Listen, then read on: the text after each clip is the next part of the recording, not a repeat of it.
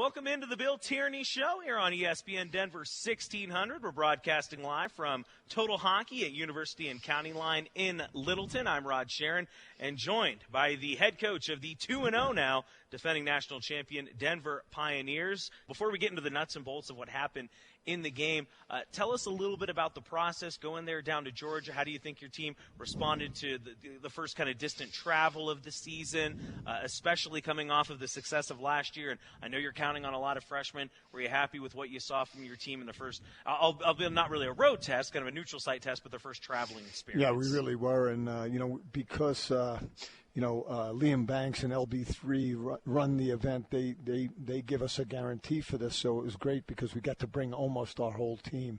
And then Sue Kelly, who's our director of operations, does all our travel, all our hotel, all our meals and everything.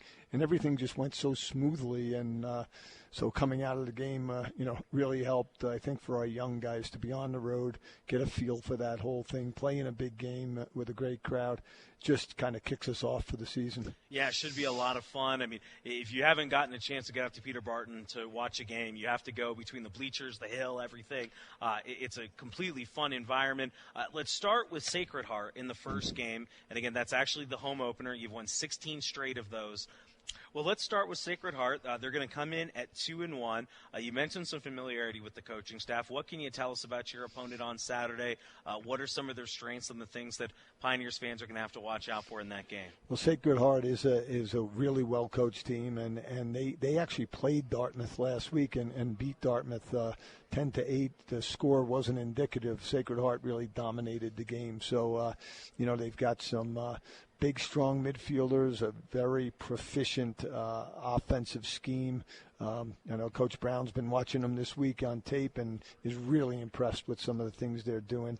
Defensively, they're aggressive. They come at you. They got a very solid goalie, and they might throw a little junk at you too, which always kind of throws you off kilter. So.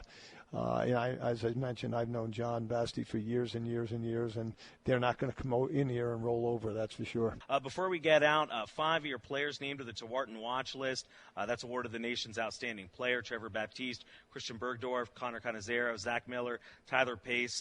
5 players that ties Virginia for the most selections in the country. I know you're all about team success, but is it nice to see some individuals getting recognition as well? Yeah, we talk to our guys all the time about being good teammates, so that at the end of this thing, some individuals can get recognized.